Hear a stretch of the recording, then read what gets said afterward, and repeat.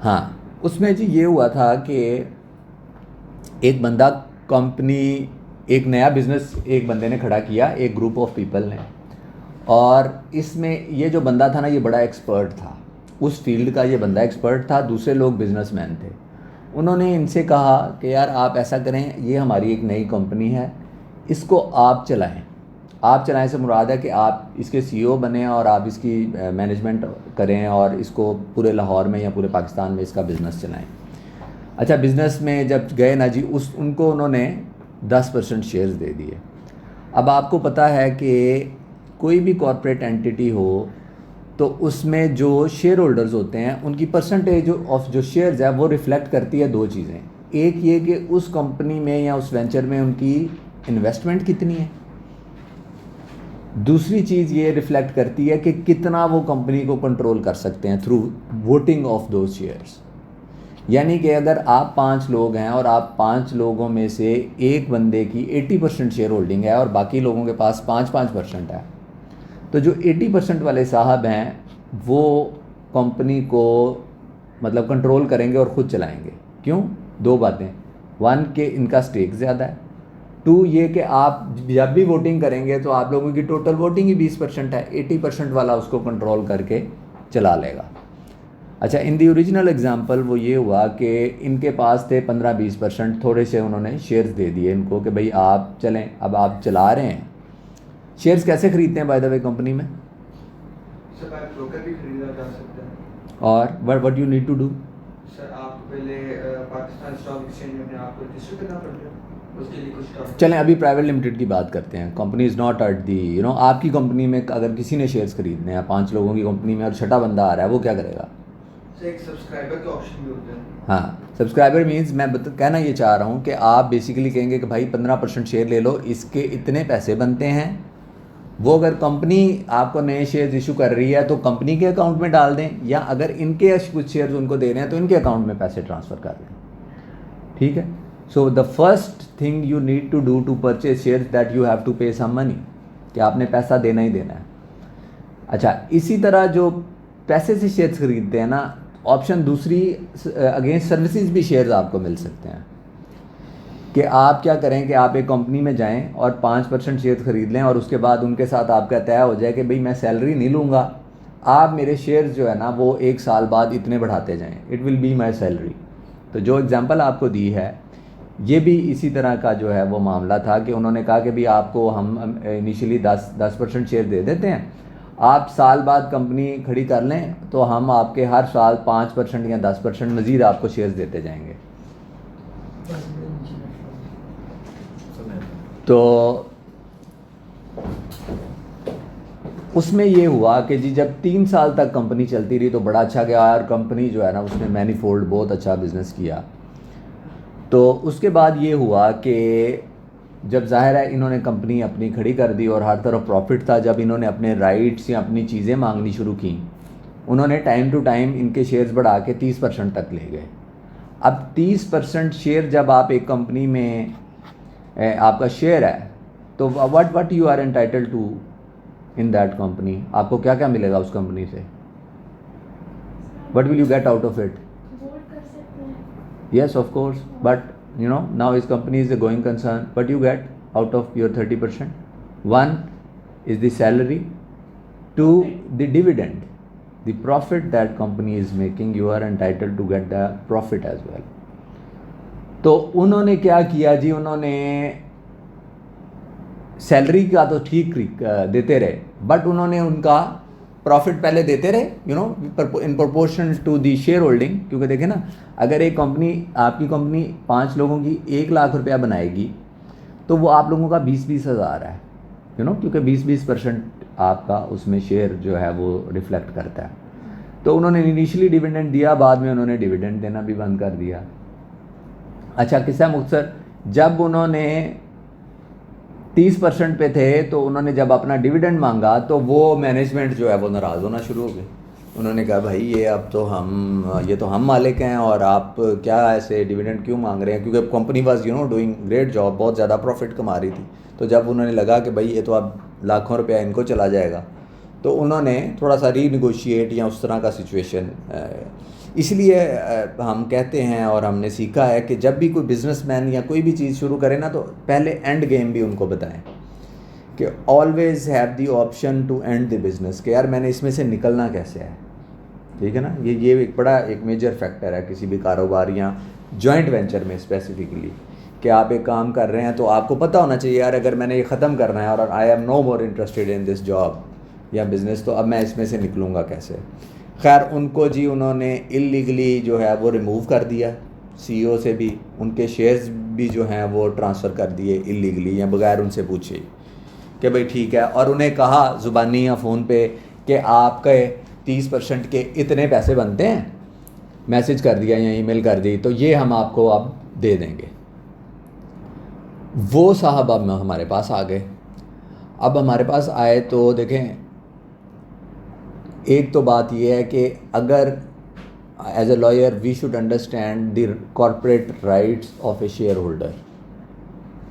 सबसे मतलब पहली ये यहाँ से स्टार्ट होगा ना कि किसी भी शेयर होल्डर्स के या डायरेक्टर के या सीईओ के लीगल राइट्स क्या हैं कंपनी में। जब वो लीगल राइट्स का हमें पता होगा तो फिर हम उनको एडवाइस कर सकेंगे कि भाई now this is what your remedy is. अब इस केस में उनके साथ दो ज़्यादतियाँ हुई। वन, कि उनको रिमूव कर दिया गया डायरेक्टरशिप से या सीईओशिप से without following the due process. दूसरा ये हुआ कि उनके शेयर्स की एक मार्केट वैल्यू थी, considering the total value of the company and it's goodwill and everything, जो कि चार्टर्ड अकाउंटेंट्स डिटरमिन करते हैं कि किसी कंपनी की वैल्यू क्या है। अगर किसी कंपनी का एक शेयर होल्डर 30% वाला निकलता है तो चार्टर्ड अकाउंटेंट्स या जो एवेल्युएटर होते हैं कॉर्पोरेट चीज़ों के, वो बताते हैं कि भाई ये कंपनी अगर फ़र्ज़ करें 1 करोड़ रुपए की कंपनी है तो 30% वाला जो है वो 30 करोड़ रुपए का मालिक है। तो उनको बहरहाल जो कर रहे थे वो offer it was relatively on the lower side. तो एक उनकी हमने पिटीशन बनाई 126 की।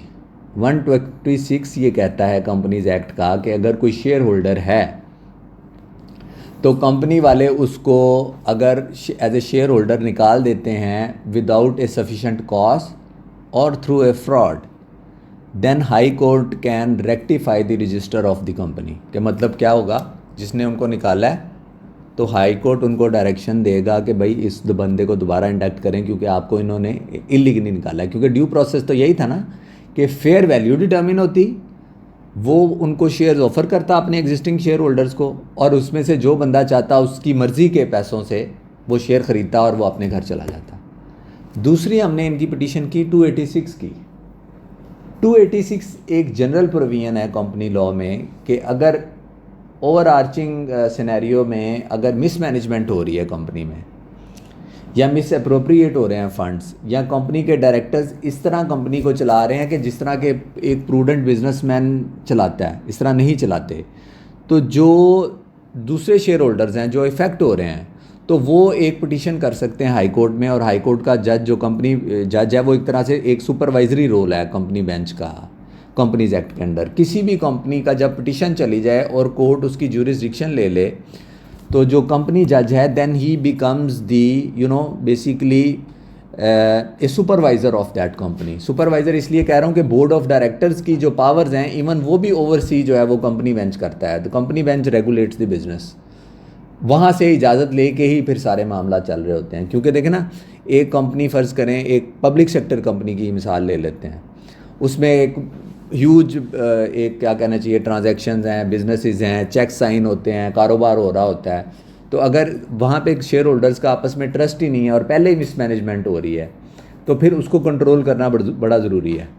वरना फंड्स को मिसअप्रोप्रिएट करना कंपनी लॉ में थोड़ा सा रिलेटिवली आसान है कि 2 सिग्नेटरी होते हैं नॉर्मली, वो कहते हैं जी इस बंदे को इतने पैसे दे दो या इस बंदे को ये चीज़ें ख़रीद लो या ये चीज़ें बेच दो। तो ये आप लोगों ने समझना है कि कंपनी बेसिकली शेयर होल्डर्स जो हैं वो कलेक्टिवली एक तरह से मालिक हो गए कंपनी के। उन्होंने ही अपने 5 या 4 डायरेक्टर बिठाए कि ये कंपनी को चलाएंगे।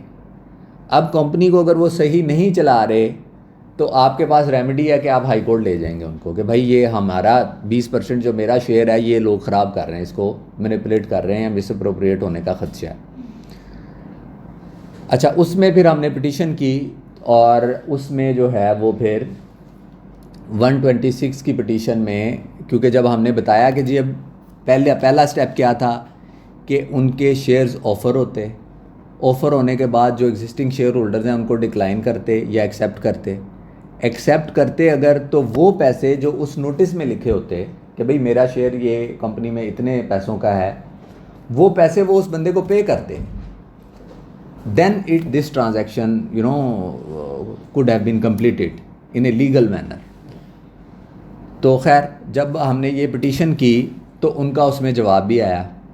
जब उनका जवाब आया ना, तो देखें, जब पहली स्टेज तो होती है डिस्प्यूट की, लेकिन एक स्टेज आती है हर केस में चले ना सही, लेकिन 80-90% केसेस में जहाँ पे दूसरी पार्टीज़ को ये पता चल जाता है कि वेयर डू वी स्टैंड, तो एक मौका आता है कि जिसमें एमिकेबल रेजोल्यूशन की कोई गुंजाइश निकलती है। इसीलिए कंपनी लॉ में मीडिएशन या आर्बिट्रेशन का जो है वो कॉन्सेप्ट मौजूद है, और इसी वजह से आप लोगों ने देखा होगा कि आजकल मीडिएशन की या आर्बिट्रेशन की बड़ी बात हो रही है, क्योंकि अगर अदरवाइज़ आप एक लिटिगेशन को कंक्लूड करने के लिए तो आपके 2-4 से बल्कि 6-8 साल लग जाते हैं। तो मीडिएशन में या आर्बिट्रेशन में जो चीज़ें रिजॉल्व होती हैं तो all the parties ends up reasonably well. तो इस केस में भी जब हमने ये वाली पिटीशन की और सारी वायलेशंस जो कंपनी लॉ की पॉइंट आउट की और दूसरी पार्टी को पता चला कि इसमें से इतनी वायलेशंस हैं, तो ये थ्रू आर्बिट्रेशन ये मामला रिजॉल्व हो गया।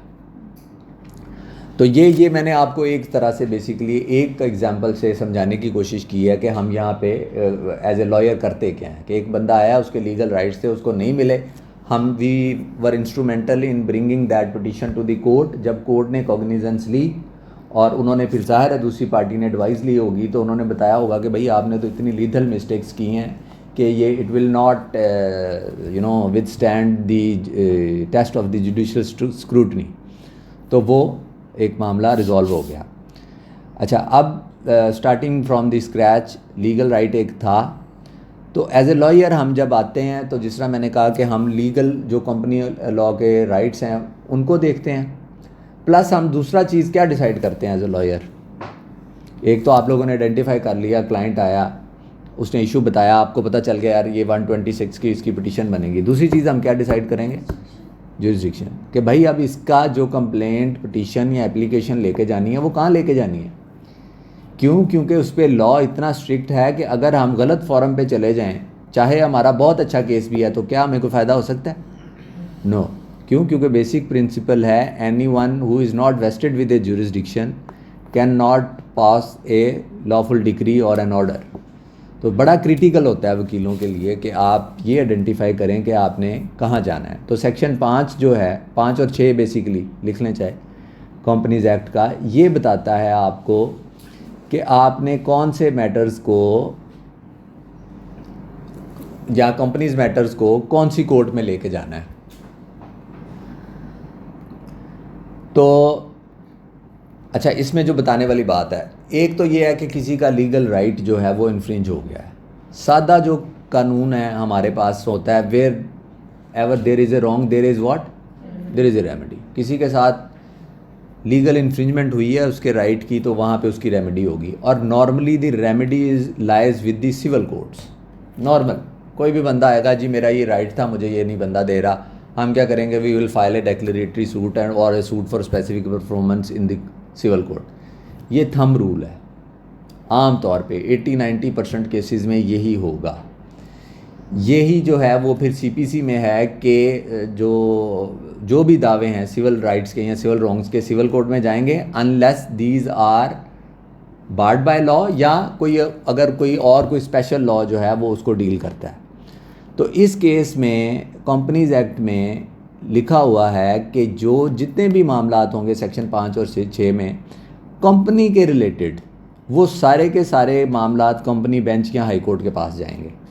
अच्छा, उस आर्टिकल मेरा लिखने का मकसद, बेसिक मकसद ये था कि अगर आप जितनी भी जजमेंट्स पढ़ेंगे ना कॉर्पोरेट लिटिगेशन की, तो हमेशा जुरिस्डिक्शन का ना एक इशू डिसाइड होना शुरू हो जाएगा। क्यों? क्योंकि दूसरी पार्टी विल से कि सर ये तो सिविल कोर्ट में जाना था। अब जो सिविल कोर्ट में अगर आप मुकदमा ले गए हैं तो वो कहेगा नहीं, ये तो कंपनी बेंच पे जाना था। अच्छा, इट इज़ वेरी अनफॉर्चुनेट, और समटाइम्स आपको ना initially as a young lawyer आपको बड़ा अजीब भी लगेगा कि यार ये क्या है। हर केस में पहले ये तय होगा कि भाई कहाँ जाना है और कहाँ नहीं जाना, ये हम आज तक ये यहाँ भी नहीं पहुँच सके। इस पे खैर काफ़ी बेहतरी आई है ओवर दी ईयर्स। जब हमारी ये कॉर्पोरेट लॉ की जूरिस्प्रूडेंस डेवलप हुई है ना, जब तक ऑर्डिनेंस था तो ये बड़ा आम था क्वेश्चन। जब मैं SCCP में भी था तो हम बड़ा आम देखते थे कि जी जैसे ही पिटिशन आई दूसरी पार्टी ने कहा जी नहीं आगे, तो आगे चलने के लिए भी अब हेयरिंग चाहिए, उस इशू पे सारी प्लीडिंग्स चाहिए, जज के लिए लंबे आर्गूमेंट सुनेगा और फिर वो ये क्या डिसाइड करेगा, यस मेरी जुरिस्डिक्शन है। तो बड़ा कोर्ट का टाइम ज़ाया होता था। तो अब कंपनीज एक्ट में उन्होंने ये लिख दिया कि भाई जो मैटर्स इस लॉ के अंदर लिखा हुआ है ना कि हाई कोर्ट में जाएंगे, वो मैटर हाई कोर्ट में जाएंगे और इसके अलावा जो है वो सिविल कोर्ट में जाएंगे।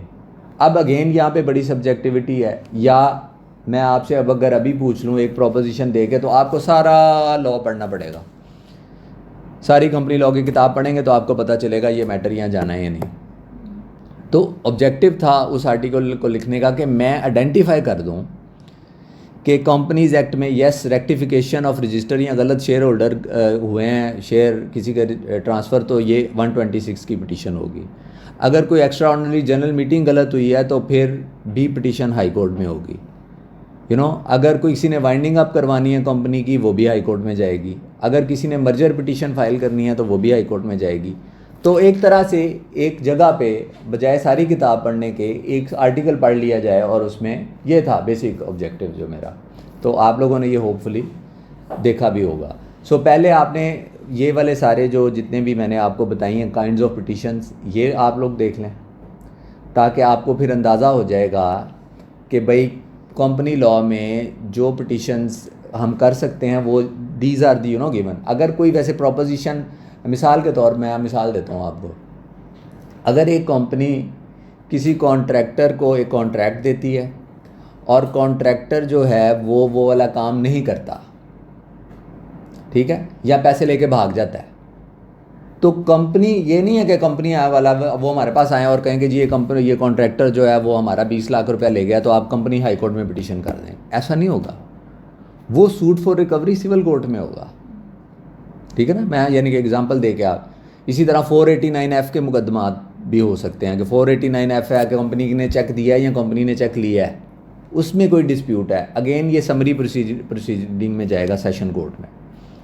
तो ये क्या हुआ कि आपने एक क्रिटिकल सवाल पहले दिन डिसाइड कर लेना है कि किस फोरम पे जाना है, और ये बड़ा मुश्किल होता है for a lawyer to defend this kind of क्या कहना चाहिए, एक गलती कि आप गलत फोरम पे चले जाएं और 6 महीने बाद पता चले कि जी आप गलत जगह चले गए हैं, तो क्लाइंट प्रॉबेबली फिर थोड़ा सा मुश्किल होगी आपको उसको जस्टिफाई करना कि जी मैं तो गलत जगह पे इस वजह से चला गया था। सो ये बड़ा बेसिक सवाल है, आपने एज ए लॉयर भी याद रखना है कि राइट्स का पता हो कि क्या राइट्स हैं, और फिर वहीं से आपको रेमेडी भी पता चलेगी उसी लॉ में। और साथ में क्रिटिकल ये हुआ कि अब मैं इसको किस डगर पे लेके चलूँ। जैसे हमने डिविडेंड की बात मिसाल के तौर पे लेना हो तो आप इस पे बड़ा हमने मेहनत या मुशक्क़त की कोशिश करने की कि भाई हाई कोर्ट डिविडेंड लेके देगा या SCCP देगा। और मज़े की बात है दोनों साइड्स पे हमें कुछ इंडिया में जजमेंट्स मिल गई कि SCCP भी कर सकता है और हाई कोर्ट भी कर सकती है। हाई कोर्ट 286 में हमने देखा कि कर सकता है, और इसी तरह हमने देखा कि SCCP भी कर रही है। अल्टीमेटली वी एंड अप हमने 1-2 मामलात में SCCP में ही डाल दी और हमारी वो पिटीशंस वहाँ पे चल रही हैं। तो ये अब आपका तय हो गया कि जी आपने लॉज देख लिए, राइट्स देख लिए, एक जगह पे आप चले गए। अब क्या होगा, अब आप एक पिटीशन फाइल करेंगे, पिटीशन के बाद दूसरी पार्टी क्या करेगी जी, उसका जवाब फाइल करेगी।